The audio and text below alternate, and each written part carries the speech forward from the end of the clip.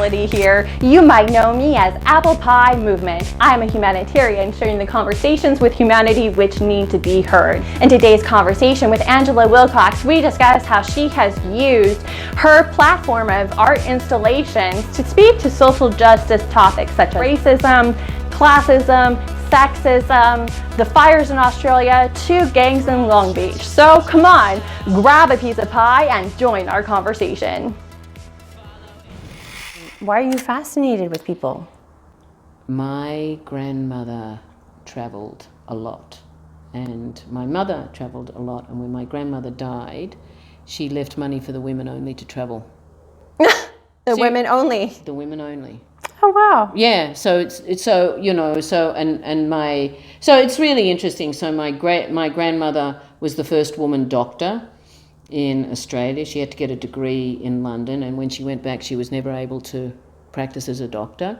And my aunt was another doctor, and she was, and so was my father, but she could only work if she talked to the other doctors through a nurse.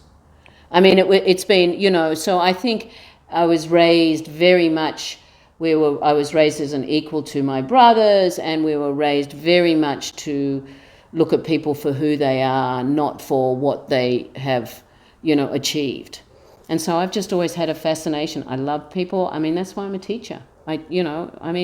Teaching's not about, it's about getting the information across, but a good teacher can communicate one-on-one with a student.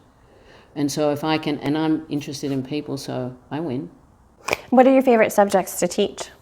Drawing and painting, but I also teach a lot of digital media. Digital media is probably where I get most of my work, because I work as an artist with technology, and there's very little understanding of what art and technology actually is. And as a painter, you have to compete against everybody that is a painter, and everybody's a painter. But if I'm actually a digital media artist, then I can my competition is less. So how did you come across digital arts and tech, and merging art and tech together?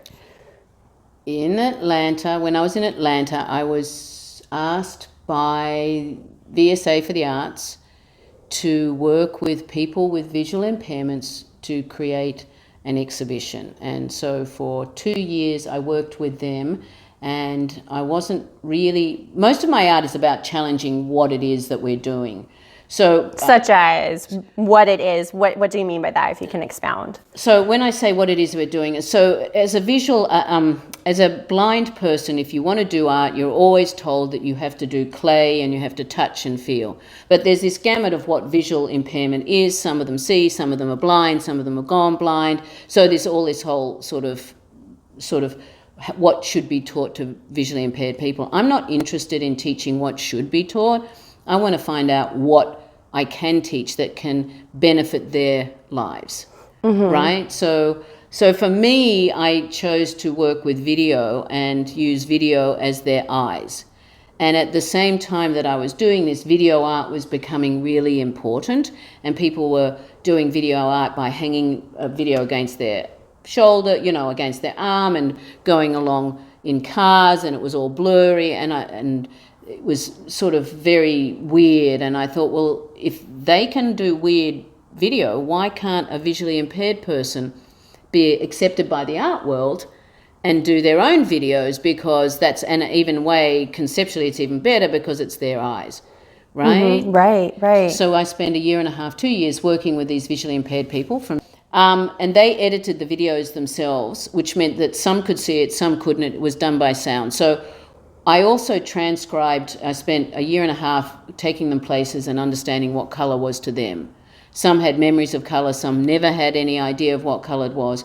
And from this experience, we built an installation, and there was sound, but the people who could see could not understand what was actually the videos were about, because a lot of them were out of focus, or they were filming, they didn't know what they were filming. But because I transcribed the narrative and actually had it transcribed onto Braille, the people who couldn't see could actually understand what the people were seeing. So it was interesting, because what really interests me is the sustainability of such a practice. So I ended up giving papers to the people, the Conference of Disabilities, because the actual residue from that was that we found that visual impaired people who took video cameras into the workspace could actually bring the video home and play it on their TV and actually understand where the space was if they couldn't see it. Oh, right. Okay. So that was one of the, so it was an interesting side thing. It turned out that they were introduced to technology and that they could utilize the technology as a way to engage their family through memories and practice. There was a whole series and it also challenged what is education and what is education for the people with disabilities.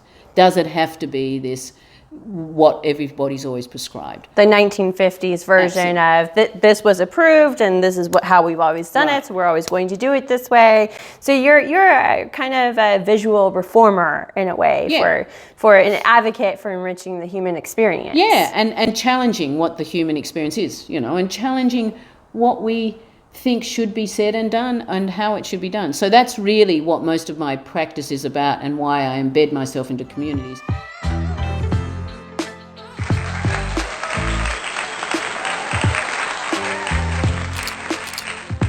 Well, thank you so much for joining us, and I look forward to seeing all of you next week. Have a great week. Thank you so much. And thank you for being a great apple. Thanks, Natalie. That was great. Done. Thank you.